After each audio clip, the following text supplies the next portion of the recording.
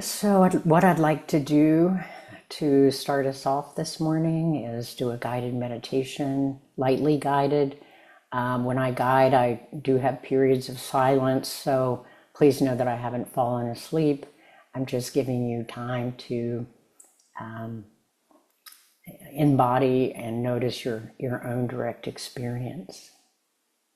Then after that, I'll have a talk, and then we'll just maybe move a little bit, and then come together. I have a couple of reflections that I'm hoping we can share and talk about, and then we'll finish up right at before or at 12 noon. So. Good to see you again, and if you're brand new to the class, please say hello in the chat.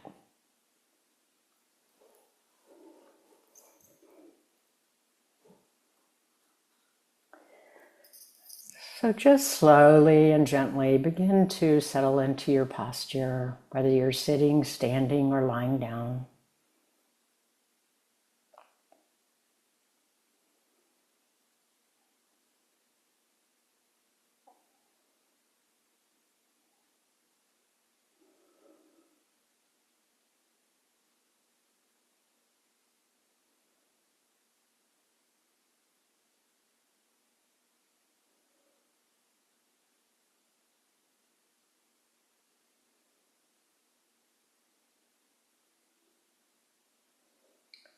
And maybe it would be helpful to take a couple of full breaths, letting the exhale be nice and long.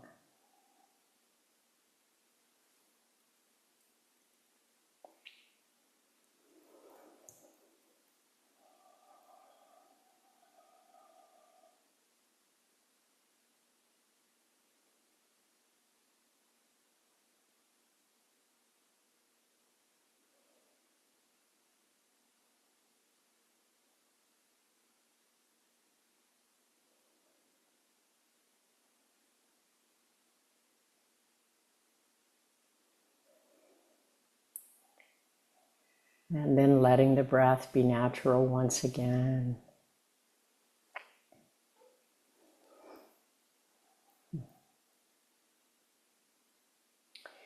And before we continue on with the meditation, I'd like to invite you to just consider a light inquiry. As you arrive right here this morning, how do you feel about the choice to be here? Does it feel or seem wholesome, skillful, helpful, or something else?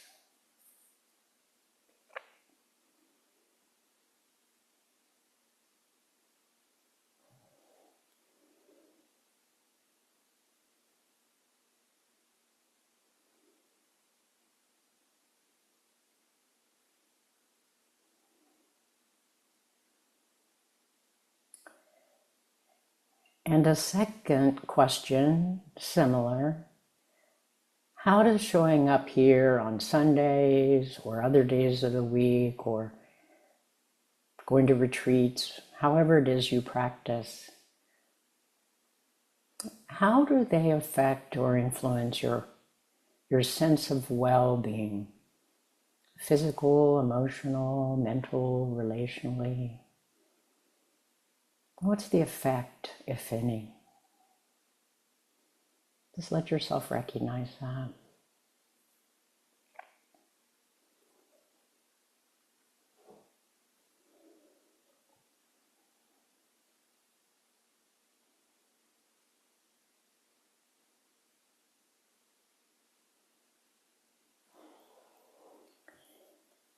Now we'll just transition to the meditation. And I'll begin by inviting you to just listen to the bell.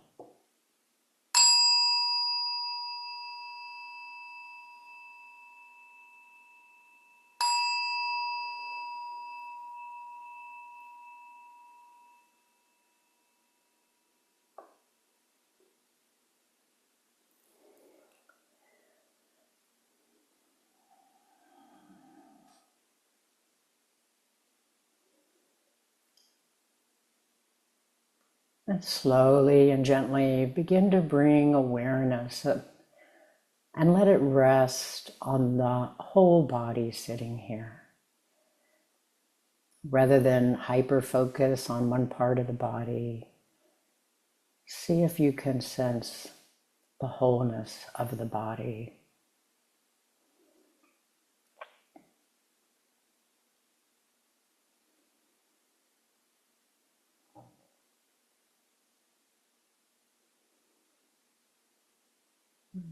And as you're aware of the body, perhaps recognizing the many different kinds of bodily sensations that might be manifesting from moment to moment.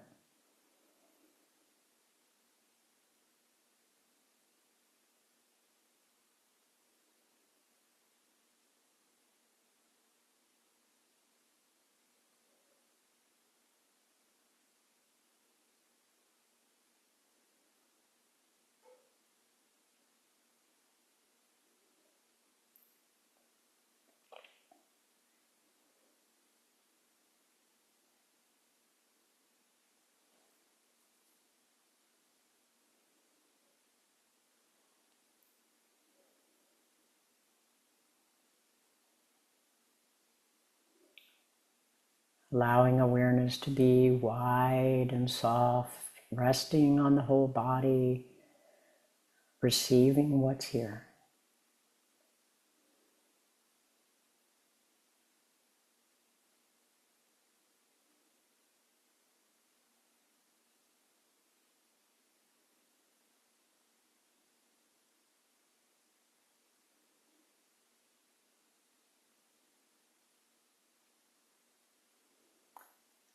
And as you're resting with the body, perhaps you can bring attention to the feet touching the floor.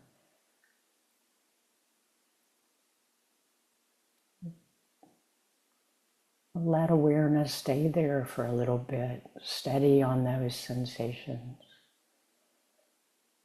Just sensing, touch, contact.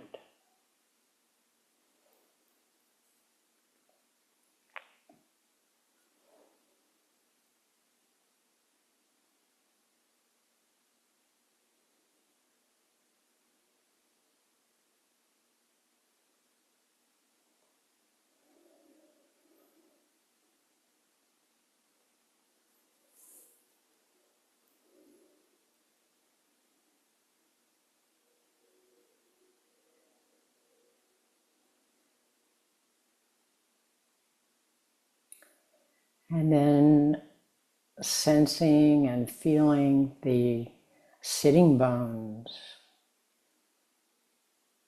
touching the chair or the cushion. Just softly and with steadiness, let awareness rest there, sensing, feeling.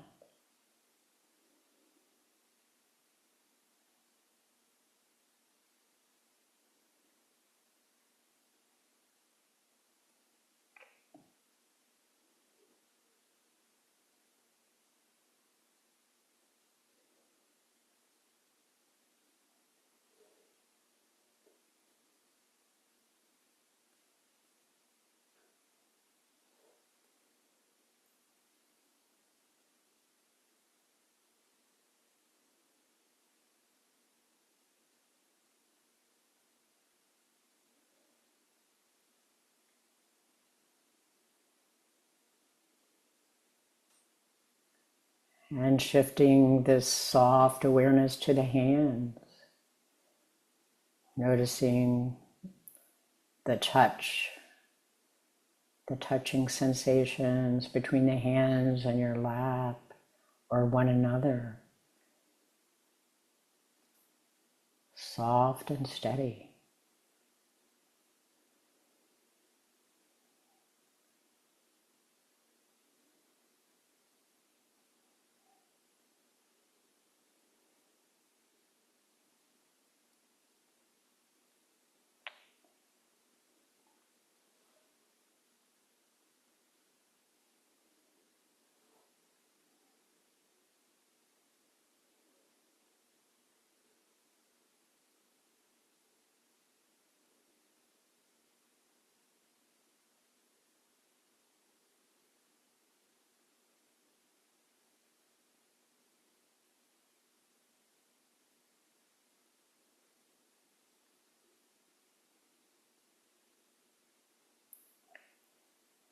And shifting awareness back to being aware of the whole body, sitting right here, right now, however it is.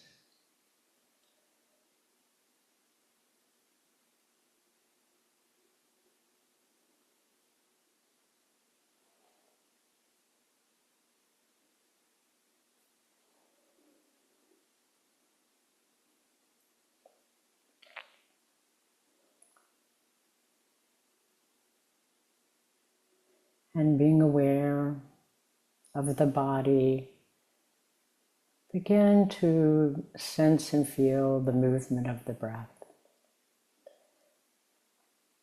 Not so much as separate from the body, but how the breath and the body are interconnected.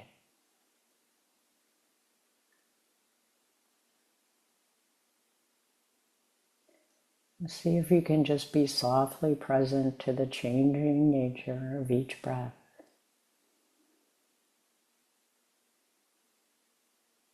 The rising, the falling,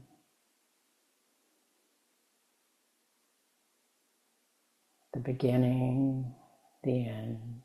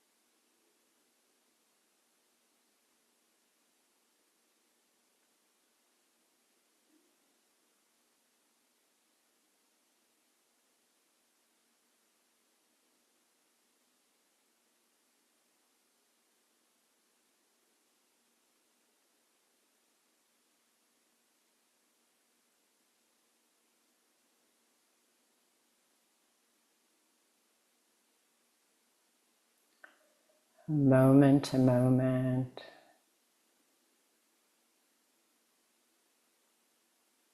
alert and present to the changing nature of the breath, how it slows down, perhaps how it speeds up, perhaps how it grows subtle.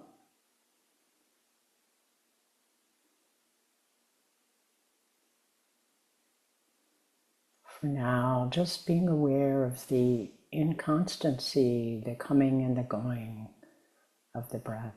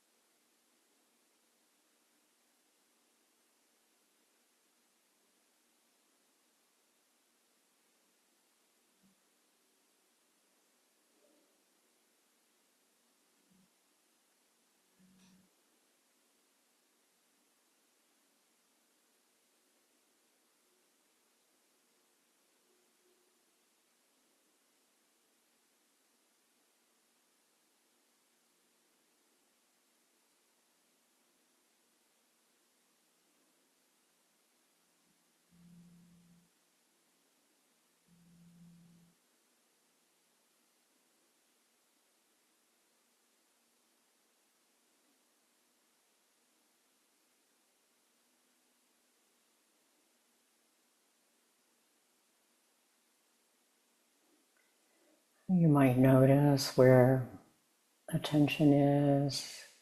Are you still aware of the breath, or has the mind carried you away?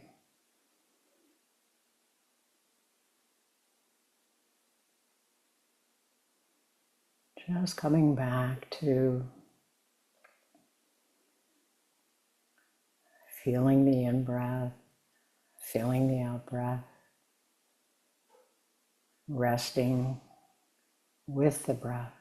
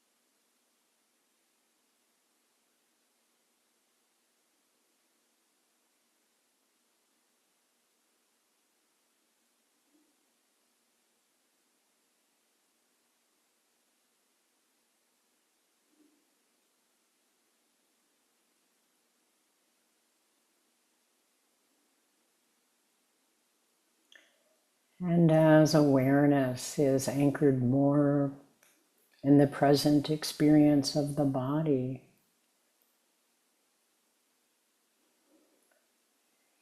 you might keep some awareness on the breath in the background, and then let awareness also explore the presence or absence of any tension holding in the body.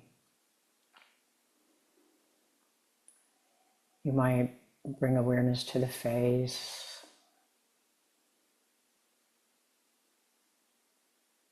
softening anything that might soften.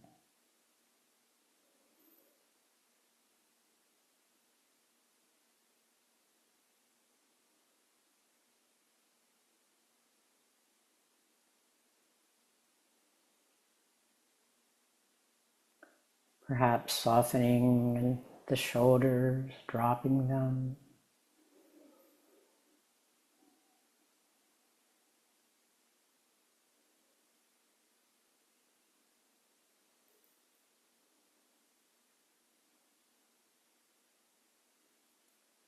Maybe opening up the space between the shoulders.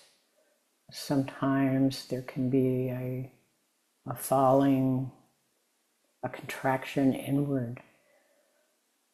Might there be more distance between your shoulders?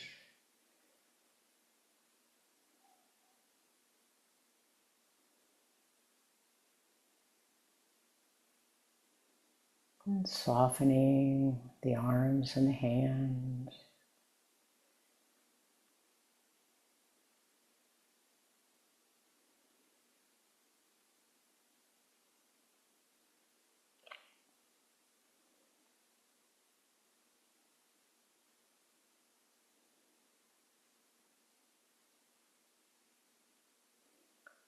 And perhaps softening the whole belly from the inside out.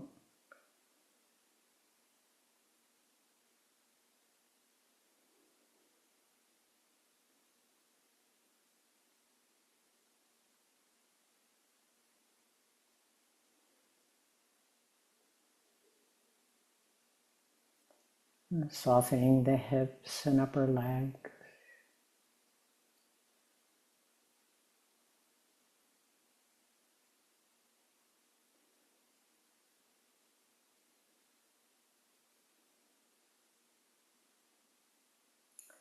The lower legs.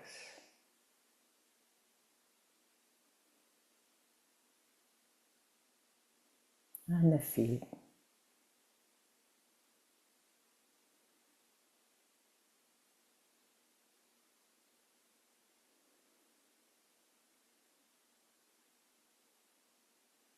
And returning once again in silence to the whole body, sitting and breathing, cultivating softness presence, alertness.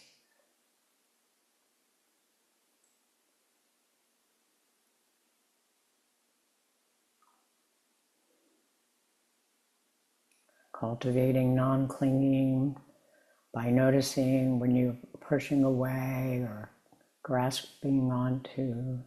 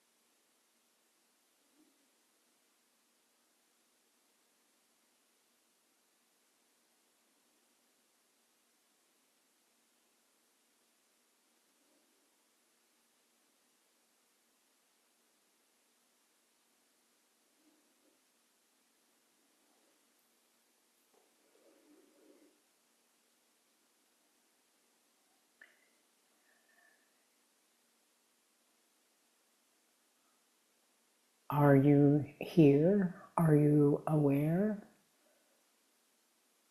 What are you aware of?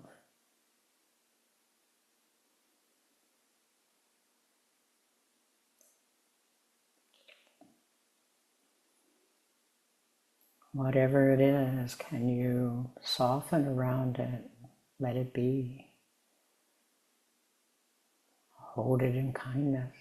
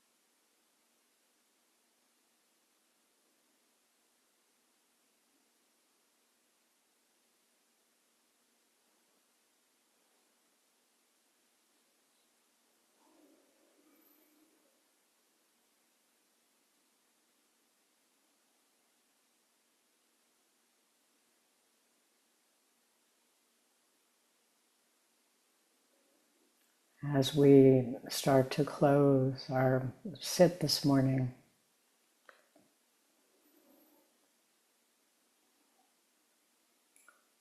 You might once again feel the body, soften the body.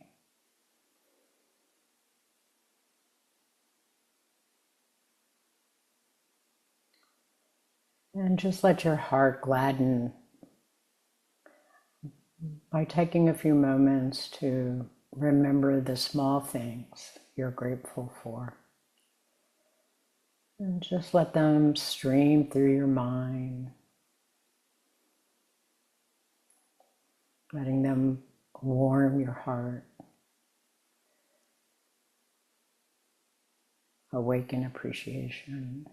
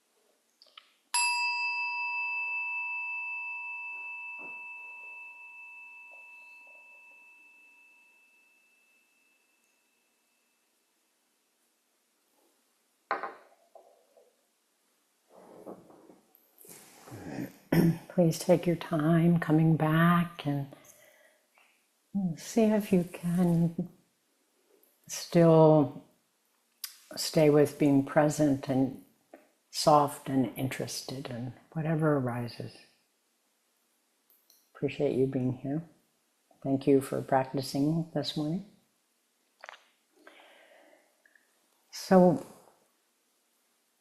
the name of my talk is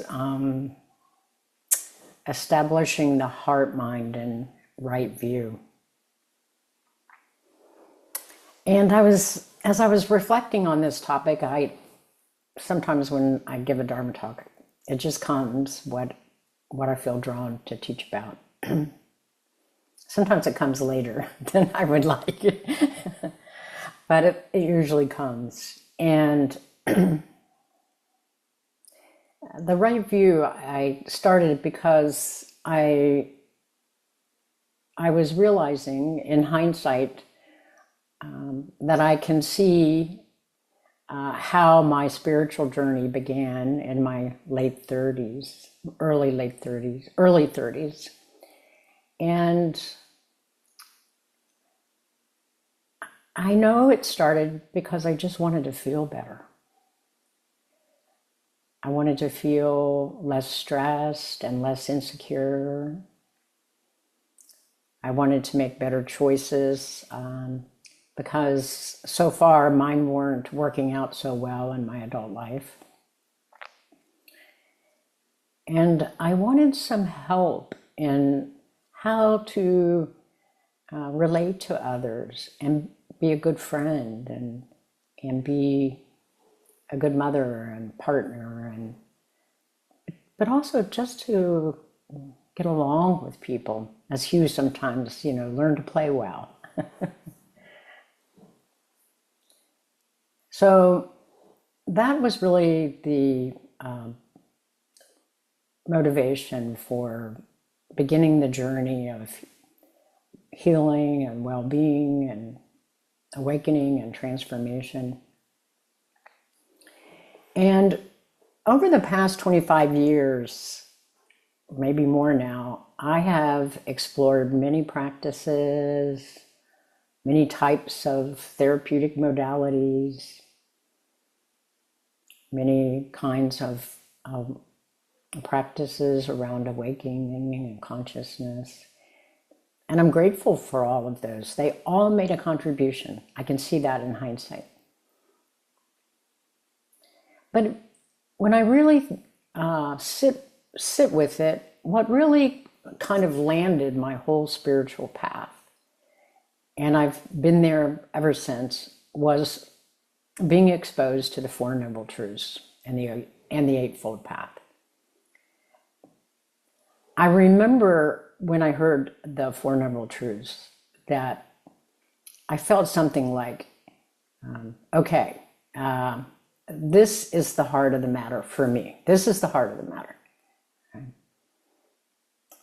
That this is a big perspective on the nature of this human experience. And I just really resonated with that. They went there. They named it, they spoke about it, they were explicit about it.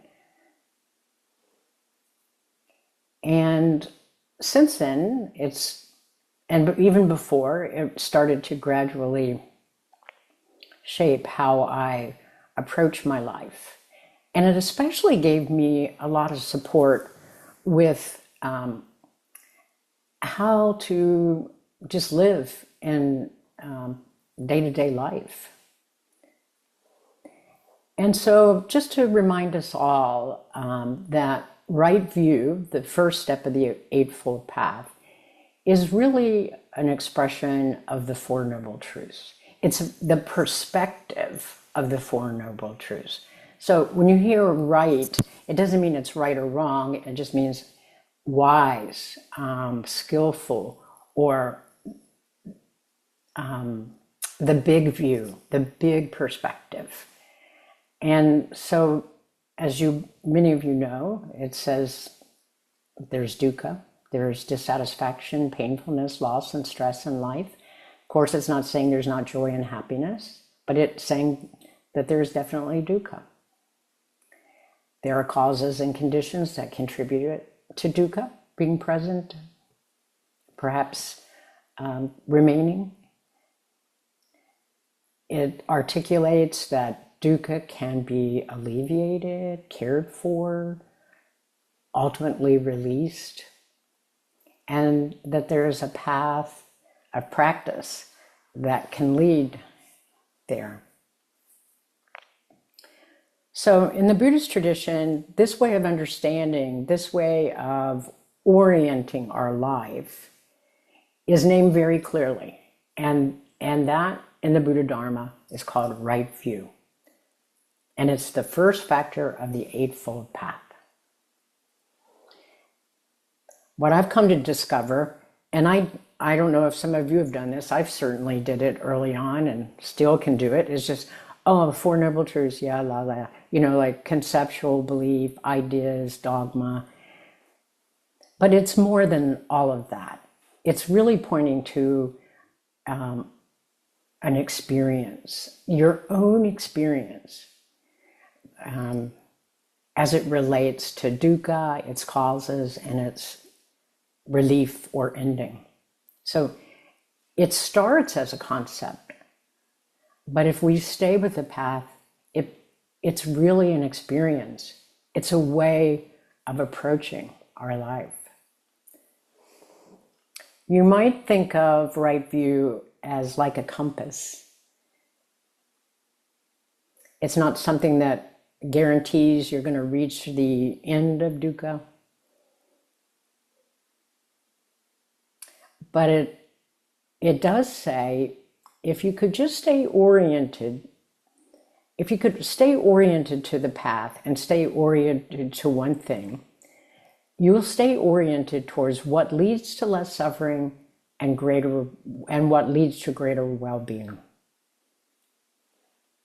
And this orientation, in my experience, deepens as our mindfulness gets more steady, more continuous, as our curiosity and interest in the nature of experience grows,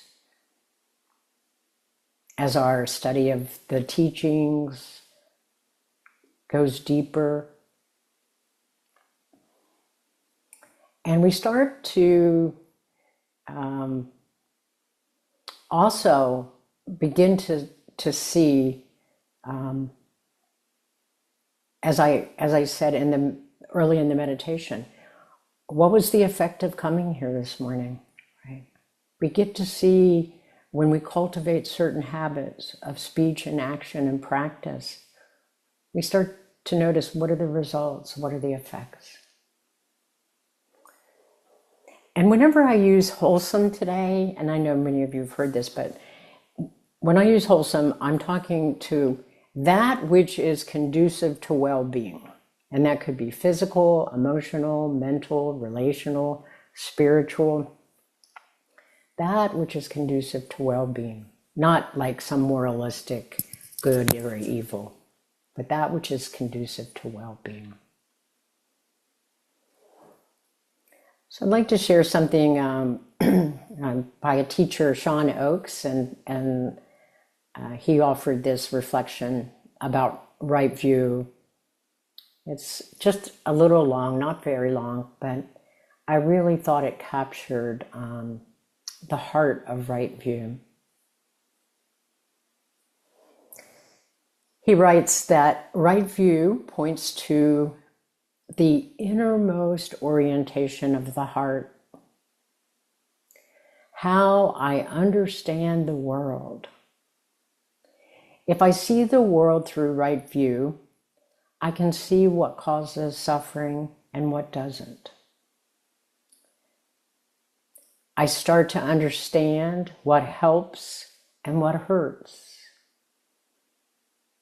what leads to liberation and what leads to further confusion and pain. As wise view matures, it grows into this beautiful softening of this sense of separation between myself and others. Then moment to moment, this is kind of moving into the practice, then moment to moment, seeing clearly what's happening, there's our mindfulness, who's here, and all I want to know is, given the choices available to me in this moment, what's likely to help the most? Then moment to moment, seeing clearly what's happening, who's here, and then all I want to know is, given the choices available to me in this moment, what's likely to help the most?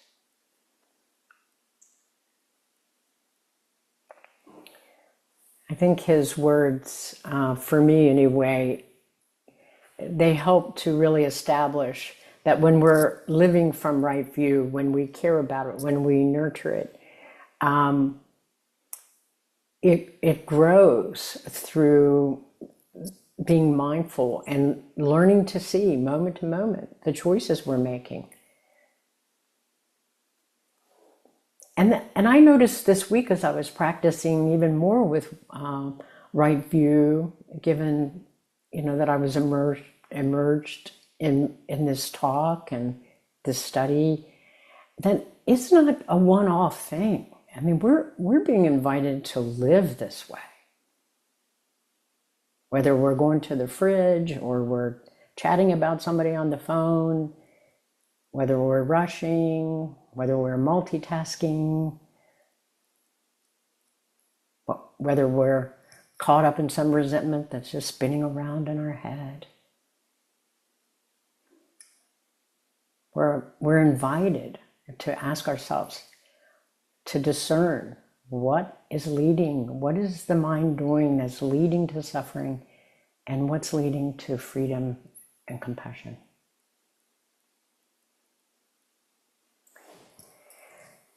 So there's another element of right view that I'd like to bring to your attention. And again, some of you may know about this. It is in the teachings. And that's to understand that in the Buddhist tradition, they recognized what they call what you could call conventional or relative right view, and then what you could call or liberative, or they used to call it super mundane.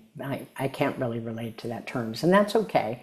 Gil Fronsdale calls it liberative right view, or liberating right view.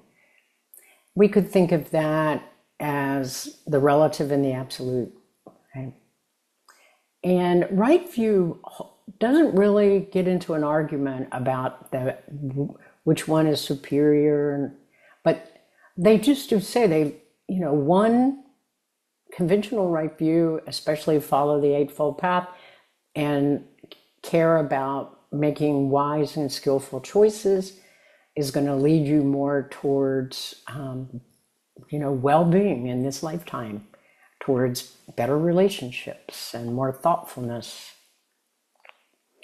Whereas liberative right view, that's beginning to take us to seeing deeper. It's starting to pierce the veil of our traditional perceptions.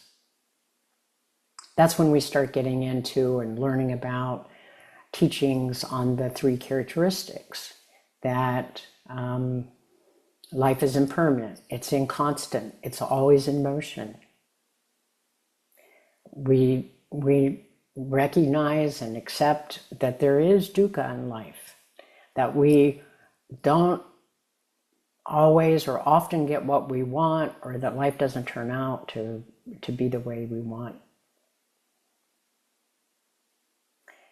And then we also come to, in this study and practice and deep looking, we start to come to terms or some understanding of what the self actually is. And we're willing not to cherish or cling to our views of what the self is. We're willing to be open, to say, maybe I'm wrong, maybe I'm not certain. Yeah. Maybe my ideas about who I am and what I am they're not the whole story. So you might hold it like this, that right view has two realms, two aspects, the relative and the conventional, and you might just sum that up as actions have consequences, not one-on-one, but they have influence, they have effect. Of course, psychology is really involved with this, isn't it? Psychology is always looking at, learning and reinforcement and rewards and punishment and how that affects us. The Buddhist teachings are very interested in that too. How does what you do affect who you are and how you show up in the world? And then in this realm of liberating right view, we start to begin to see that two truths, that we can hold two truths at the same time. What we do matters, and we're not in full control of how life unfolds. And I find that this was really this was honestly a relief for me, because I had been in a lot of, and this is not meant to be critical in any way, these are beautiful paths and practices, in the non-dual schools where there was a real interest in the absolute and pointing all the time. And I used to wonder how the conventional sort of fits in with all that, and it didn't really address it too much. But I appreciate that in this teaching of right view, it welcomes the paradox. It doesn't have to resolve it for us. It says both can be true. Both can be true. That we can tend to care about and understand the laws of our conventional reality, and we can also begin to pay attention to things that are beyond our ordinary ideas about life and who we are.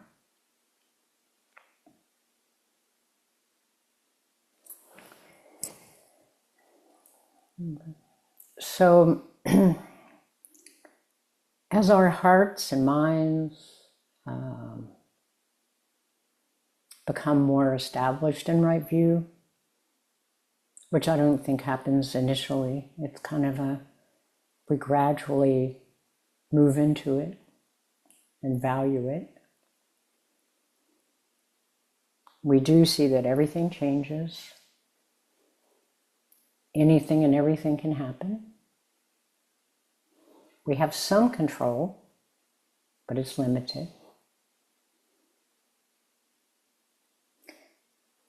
We cannot secure everything we love. We cannot prevent loss. I know that firsthand when I lost my 39-year-old son in a quick and tragic way. I didn't, in a way, that taught me in no other ways, nothing else could, that I have limited control, even though I want it, even though I want everyone, including myself and all my loved ones, to be safe. But this view of right view is also freeing, that you're not in control. There's a saying that it's if we realize the limits of our control, it can be a seeing that frees. And then we have some real direction for our life, don't we? Instead of assuming and imagining that we have all this control, we can moment to moment begin to soften around what we have control over. And then what we do have control over, we can really care about. We can really attend to.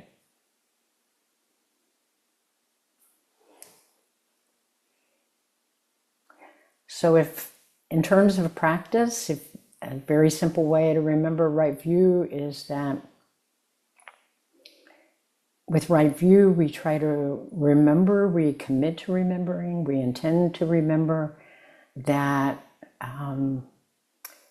through the power of mindfulness and curiosity and interest and sangha, that we can get better and better at distinguishing in our everyday life what's wholesome and what's unwholesome, what's conducive to well-being, real love and freedom, and what isn't.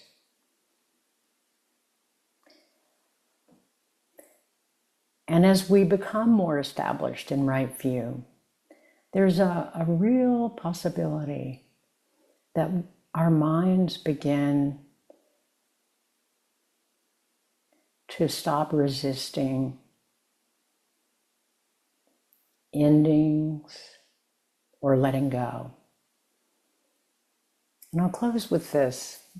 I took a class at the Berry Center with Bhikkhu Anaya recently, and I came to a line in one of his books. And I'll just let you sit with this. I don't know why it struck me. It may not strike you right now, but it did for me. He said, the more we are able to allow things to end, because that's what letting go, isn't it, in a way? It's allowing things to end.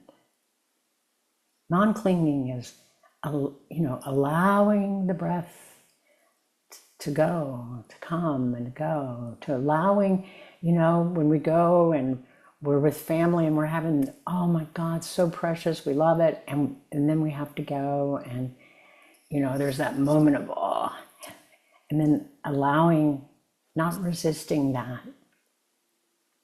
But anyway, he said, the more we are able to allow things to end, to be at ease with cessation, and recognize its peacefulness, the better we will be able to let go.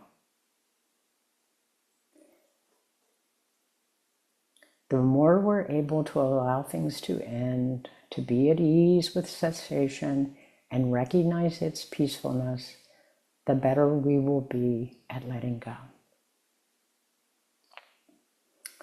So as you leave today, I'd like to invite you to perhaps remember these two aspects of establishing your life and practice in right view.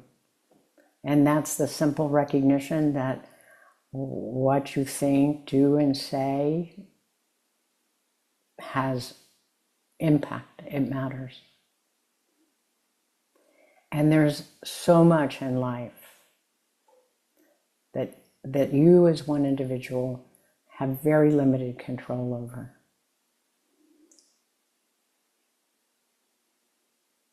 And in holding both of those,